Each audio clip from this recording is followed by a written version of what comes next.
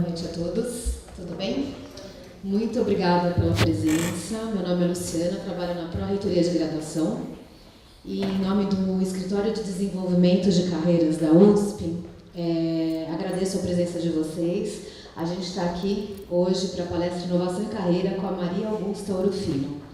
Esse é o nosso Facebook. Eu não sei quem que já participou de algum evento aqui, alguma palestra. Alguém? Você? Então, o pessoal que sempre participa escuta sempre o mesmo discurso. Eu convido vocês a conhecerem nossa página no Facebook, a curtir, acompanhar nossos eventos. A gente tem evento todo mês, 2 vezes, 3 vezes ao mês. São sempre eventos assim sensacionais e gratuitos, e a maioria deles, os eventos normalmente são abertos para o público interno e externo. Então vocês podem convidar quem não é da USP, né, quem não estuda, trazer outras pessoas. As oficinas direcionadas para os alunos, elas são fechadas, são só para a comunidade USP. Então, assim, a gente sempre pede para curtir a página, compartilhar, marcar outras pessoas, porque é a nossa forma de divulgação, tá bom?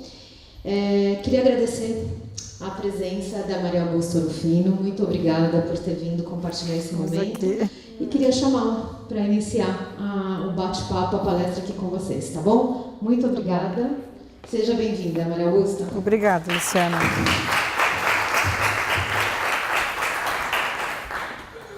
Então, boa noite, pessoal. Eu queria ficar um pouco mais aqui na frente, que essa coisa assim meio alto. Não sei chegar aqui. Boa noite. Eu sou Maria Augusta, pesquisadora, consultora, professora, mãe da Marina, de Florianópolis, e moro aqui em São Paulo há 4 anos. Agradeço muito o convite, nós estamos ensaiando esse assunto há muito tempo.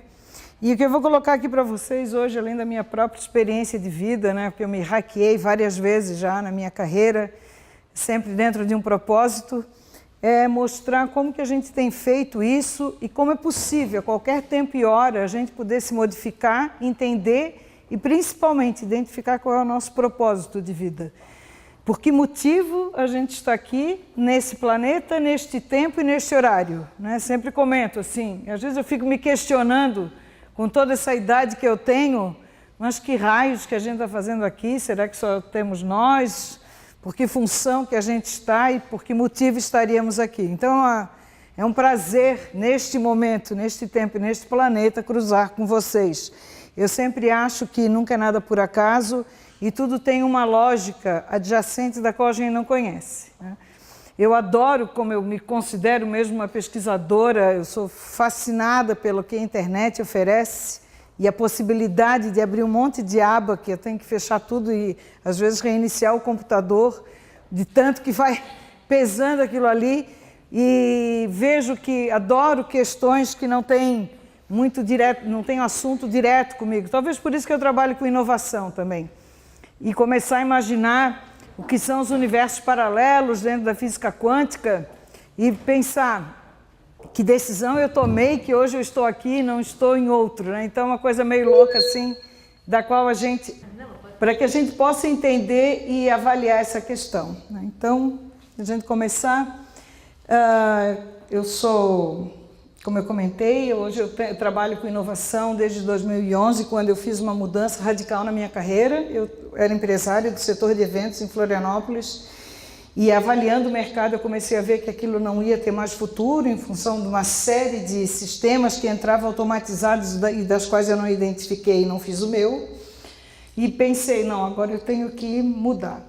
E um dia pensando o que eu poderia fazer, eu entrei no mestrado de Engenharia e Gestão do Conhecimento para mudar de carreira. E fiquei durante 2 anos testando e analisando e pensando o que eu poderia fazer e que assunto poderia cair na minha mão, da qual eu pudesse fazer uma ruptura com aquele sobrenome daquela empresa que hoje já tem 25 anos, ela ainda funciona, mas eu não estou mais à frente. E aí, então, me deparei com inovação em modelos de negócio. Quem pede, chega, cuidado. Foi uma coisa incrível, porque ninguém falava do modelo Canvas no Brasil. Estava sendo publicado a tese do Alex Osterwalder em inglês, e estava saindo o livro em inglês, E eu me deparei com aquele tema e eu disse, é isso que eu vou trabalhar. E aí defendi, fiz a minha dissertação em cima desse assunto, quem quiser está no meu site. Foi a primeira revisão da literatura sobre modelos de negócios feitas no Brasil. Acho que eu pesquisei uns 800 artigos assim. E aí com aquilo ali eu realmente já tinha pretensão, comecei a trabalhar então com consultoria voltado para a inovação. E como uma das metodologias que eu usei para a minha pesquisa foi Design Thinking, e como eu já sabia fazer eventos, que era a minha área, eu defendi em fevereiro, em maio eu já estava aplicando os próprios workshops, só que daí, ao invés de coordenar para os outros, eu estava fazendo para mim mesma. E aí, com o tempo, São Paulo começou a me chamar, o assunto era muito novo, comecei a dar aula na SPM, vindo de Florianópolis para cá, e eu disse, olha, sabe do que mais? Sempre quis morar em São Paulo. Um dia eu botei tudo dentro do caminhão e vim para cá. E estou aqui há 4 anos. Então, quem fala assim, não sei, eu sou muito velho, não tenho tempo, vai conversar com outro. Porque eu fiz isso, eu tinha 58 anos, tenho 62 hoje, e parece que nem é isso tudo. E estou aqui, né? Comecei a fazer um trabalho de divulgação estratégica voltada para marketing digital e me tornei conhecida no mercado muito maior do que a da minha cidade. Então isso é possível, isso é factível e quando a gente quer é o que eu vou passar para vocês aqui. Né? De que maneira eu me utilizo de ferramentas hoje para poder identificar qual é o seu propósito, o que você tem de bom que o mundo precisa. Essa é a grande pergunta. O que eu tenho de diferente que possa ajudar a fazer a diferença no mundo? O mundo precisa disso. Então não tem espaço para todo mundo, tem espaço para todas as profissões, tem espaço para todas as áreas. Né? Então como que eu trago uma inovação nesse processo, como que eu identifico isso no meu dia a dia e como que eu me trabalho nessa questão? Então as ideias emergem de forma de um palpite lento e precisam colidir com outras ideias para que isso funcione. Então tem essa tiragem aí de um livro que eu adoro, chamado De Onde Vêm as Boas Ideias, de Steve Johnson, um dos melhores livros que eu já li nos últimos tempos. E Steve Johnson fala dessa questão do palpite lento, que a gente precisa, e se eu for analisar, eu que já vivi um pouco mais do que vocês em termos de tempo, não de intensidade necessariamente, mas como às vezes as questões ficam latentes até que aquilo ali de repente eclode e dá certo. Então, naquilo que a gente quer, naquilo que a gente pensa, conversem, dialoguem, busquem informação, pesquisem, deixa colidir com outras ideias que chega no momento que aquilo ali aparece. Então, esse colidir depende de um outro fator, que é aquilo que a gente chama de um futuro adjacente. Para que eu possa estar aqui hoje, passei por várias portas. Então, o futuro adjacente é que se eu quero chegar num determinado patamar, ou num determinado ponto, eu tenho que galgar alguns degraus para poder chegar lá. Não consigo passar direto. Então, essa questão do futuro adjacente tem, tanto Steve Johnson fala no livro dele, como também no Sapiens também é colocada essa questão. É preciso passar algumas etapas para poder chegar a outras. Então, entender e ter a calma necessária para isso. Nós vivemos aí em tempos de extrema incerteza e rápidas mudanças e as velhas respostas já não fazem mais sentido. Eu comentava aqui antes de começarmos essa palestra que eu sou formada em administração e que se fosse considerado o que eu estudei no meu tempo da graduação, eu poderia rasgar o diploma. Não rasgo porque eu preciso ter um registro no CRA, eventualmente alguém me pede aquele diploma, etc. e tal.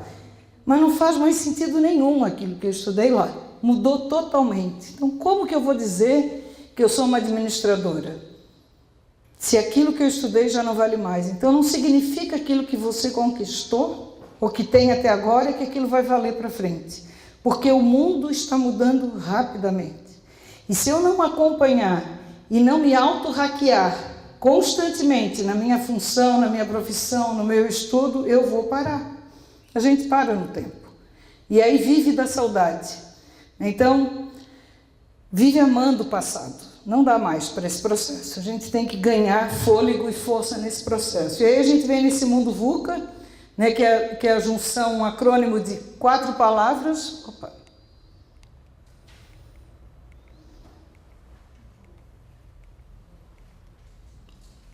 Primeiro, a volatilidade. Nós estamos num momento que tudo é muito rápido, muito volátil, né? Como se fosse um gás, a gente abre isso daí e acaba no momento, então não temos mais tempo de poder prever todas essas questões. Essa dinâmica da mudança e a velocidade dos fatos que acontecem. Nós estamos num mundo de incerteza, né? Eu ficava preparando essa apresentação na semana da greve dos caminhoneiros no Brasil e eu dizia que coisa mais VUCA foi a semana passada que a gente teve aqui no Brasil. Vivemos os 4 quadrantes intensamente. Volatilidade dos fatos, o que hoje tem combustível, amanhã não tem, chegou a comida, não chegou a comida. A incerteza, fizemos um acordo, vai acabar a greve, acordava de manhã, a greve continuava, tinha outro pedido, então total incerteza das lideranças frente ao movimento. A complexidade dos fatos, né? Ambientes complexos, nós não temos uma liderança forte, não sabemos quem é que manda, não tinha mando naquele comando. Então vinha da onde? Ninguém se empoderou, se apoderou-se daquele momento. Então a gente era extremamente complexo, não sabíamos de onde é que vinha, né? Então em ambientes complexos é exatamente isso que acontece, a liderança é distribuída e a gente não conhece os fatos. E por fim a ambiguidade, porque além de tudo isso que acontece, quando eu tenho ambiguidade, eu corro o risco de fazer uma análise equivocada. Por mais que eu tenha os fatos, eu ainda posso errar na análise. Então, além de toda a incerteza, volatilidade, complexidade do fato, a minha avaliação pode ser errada. Então, é nesse ambiente das quais hoje a gente tem que trabalhar. Tem que formar uma carreira e tem que tomar decisão. Então, imagina quem está fazendo a graduação ou está fazendo uma especialização, um mestrado, que tem que tomar decisão para alguma coisa que vai acontecer daqui a 5 anos. Extremamente difícil. E porque é extremamente difícil, se torna mais desafiador. Então, é sempre um risco no escuro e a vontade permanente de mudança. Porque se eu estou aberto à mudança, eu sei que se alguma coisa sair fora da rota porque ele é ambíguo e ele é complexo, eu estou preparado para a tomada de decisão. Então, é sempre what if. E se for assim, e se for assim, e se for assim, então eu começo a traçar cenários em ambientes das quais a gente não consegue mais prever um planejamento como a gente aprendeu. Eu preciso traçar cenários. Foi como aconteceu, né? Isso também dá para a gente puxar aquele ambiente da greve. Se voltar o combustível, eu consigo viajar. E nós tínhamos um evento no final de semana em Piracaia e foi fantástico como a gente traçou cenário. Porque a gente começou fazendo grupo. Quem tem combustível para ir até Piracaia? Primeiro cenário. Então vamos de carona. Segundo cenário, pode ser que tenha combustível em tal local. Segundo cenário. Terceiro, podemos fazer em São Paulo. Porque era só uma pessoa vir de Piracaia, que era um instrutor, para São Paulo. Então, um evento de final de semana, nós traçamos 4 ou 5 cenários. Por quê? Porque já não tinha certeza do que ia acontecer. Então, mais ou menos, na nossa vida, é cenários que a gente tem que traçar. Conforme vai chegando as questões, eu vou traçando cenários. Se for assim, vou tomando decisão. O que acontece com isso? Nesse ambiente tão volátil, o processo de decepção é menor. Porque eu sempre comento, o maior problema da frustração é a expectativa que a gente coloca em alguma coisa da qual nós não temos ação para poder mudar. E aí eu me frustro, fico arrasada. Não, eu não ponho expectativa. Relaxa, deixa a coisa fluir e veja o que vai acontecer e tome a decisão na hora. Então isso é um primeiro ponto quando a gente começa a pensar na inovação e na nossa carreira de vida. Não colocar expectativa. Tracem 2, 3, 4 cenários, tirem o comando dessa ação e deixa fluir. Porque quando a gente flui, aquilo que vier vem bom. Então, entrar no flow da questão. O que é que vem agora? O que é que mudou? O que é que vem de novo? O que é que está aparecendo? Que nova perspectiva acontece? Que mudança eu posso fazer que eu vou poder chegar no patamar que eu desejo? Então, eu que sou de mar, né? Morei anos numa ilha e a gente sempre comentava isso, que quando chegava uma onda, que era uma praia de mar grosso, como a gente chama, nós que somos assim nativos mesmo, né? Assim, Cai na água e se a onda puxar, vai na onda, porque ela vai te levar um pouco mais distante na praia, mas a única coisa que tem que ser feita é boiar. Deixa a onda te levar. E ela leva e ela devolve. Então, desde criança a gente já tinha assim, esse movimento. Às vezes a gente vê um turista que chega e se entra em desespero porque não deixa levar a onda, porque desconhece e não se solta. Então, na vida a gente tem que... Adoro metáfora com a natureza. A natureza é riquíssima em nos dar exemplos assim. Então, deixa a onda levar, que a onda vai te trazer. Tem momentos que a gente assim, não estou entendendo nada. Não briga. Deixa levar, que daqui a pouco vem a informação e chega, porque o ambiente é de total incerteza. Não tem comando de nada e não podemos ter mesmo. Então, nesse processo, nós consideramos que a inovação é o valor percebido pelo cliente e ele é co-criada numa rede de valores, fundamental isso, né? Num fenômeno social que acontece dentro de uma rede de valores, co-produzida entre parceiros, fornecedores, clientes, que atenda uma necessidade e que resolve o problema de alguém e, principalmente, seja um valor percebido por todos. Então, se eu quero fazer inovação hoje, eu tenho que entender que eu estou numa rede, co-criando, resolvendo o problema de um monte de gente e esse valor é percebido por todos. Por muito tempo no Brasil, nós tivemos a inovação como um processo de gerar patente. Então, nos centros de pesquisa, nas universidades, eu tinha que fazer um trabalho científico, publicar e gerar uma patente. MEDIC, CNPq, CAPES, que são os órgãos de fomento, FINEP, tinha que gerar patente. Isso mudou, gente, em 2012, quando a gente começou a falar que a inovação ela podia acontecer em outros ambientes, que ela podia se deparar com uma mudança no modelo de negócio, que ela podia mudar um canal e que eu não precisaria gerar patente, que eu poderia co-criar e trazer uma alteração. Isso mudou o nosso patamar no Brasil e eu sou muito feliz de ter acompanhado esse movimento, onde nós começamos a ver surgir startups resolvendo o problema, por exemplo, pela tecnologia de quem tem um cachorro e quem quer cuidar do cachorro, que é um aplicativo chamado Dog Hero. É uma baita de uma inovação social, onde atende uma demanda, onde uma pessoa que tenha que viajar e que é apaixonado pelo seu cachorro e não quer botar num hotel que vai enjaular o bicho e deixar preso um final de semana inteiro. Isso em 2010, 2008, não seria uma inovação, porque não geraria uma patente. Então vejam quanto que abriu de possibilidade para que a gente possa trazer inovação no nosso dia a dia por meio de startups e de novas visões das quais resolvem a vida das pessoas. Eu gosto muito do conceito do professor Marco Janck, quando fala em inovar o processo de construir pontes entre diferentes. Quantas pontes a gente faz diariamente podendo construir isso daí, né? Então, a roda é milenar, a mala também, mas uma mala de rodinha tem 20 anos, 25. Então a gente começa a chegar agora, já tem mala com processo de Bluetooth, com Wi-Fi e que já segue o teu celular e te acompanha. Então cada vez mais trazendo outras tecnologias, né? O poliuretano com H2O, uma pesquisa da Bayer, numa mistura de um laboratório que teve um erro, eles descobrem a espuma. Por isso que vocês estão sentados hoje nesse banquinho fofo. Isso não era tudo madeira. Mudou a nossa vida. 1937, uma experimentação, por acaso, uma contaminação, muda a nossa vida. Então a gente dorme hoje no melhor dos colchões, no travesseiro, senta num banco de avião, tudo, né? Essa mistura mudou a nossa vida.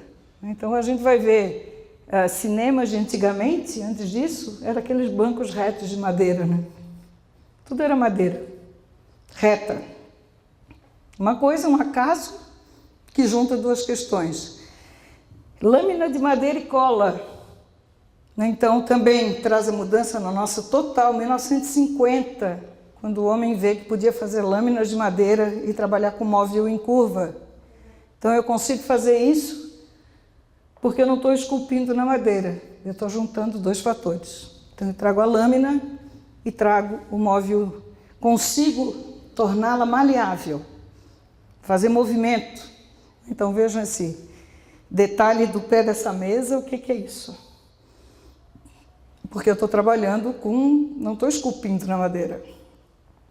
Um outro aspecto, o nosso smartphone, quantas pontes ele fez.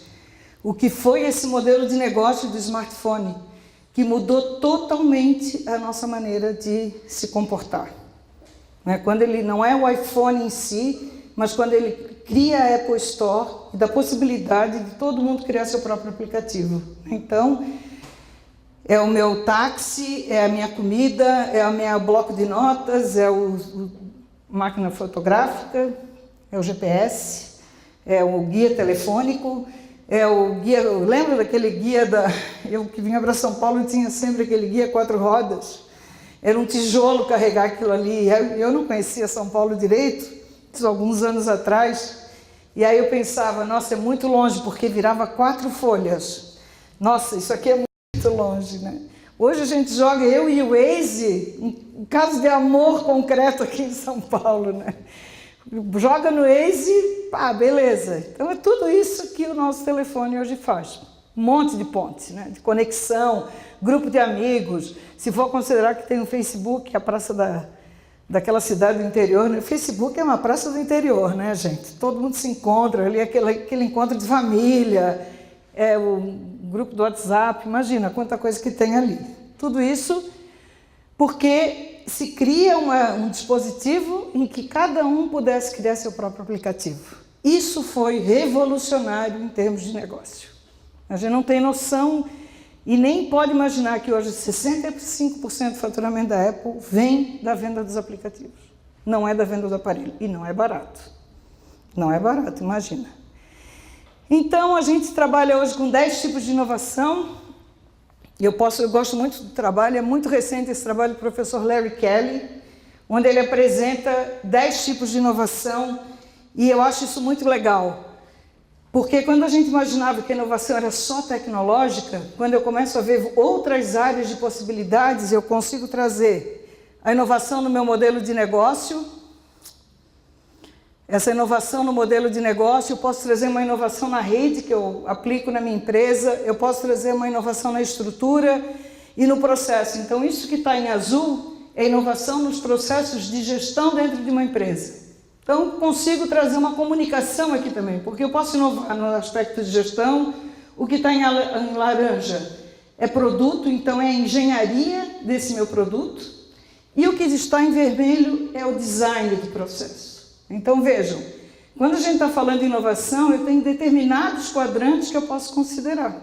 Então, eu estou trabalhando a gestão, eu estou trabalhando processos e produto, ou estou trabalhando no design, na experiência do cliente, onde eu vou trazer serviço, canal, marca e envolvimento do cliente. Então, são todos esses aspectos que, tanto na vida de vocês, como na empresa, como no trabalho, nós conseguimos trazer essa dimensão. Então, para poder entender toda essa questão que vem.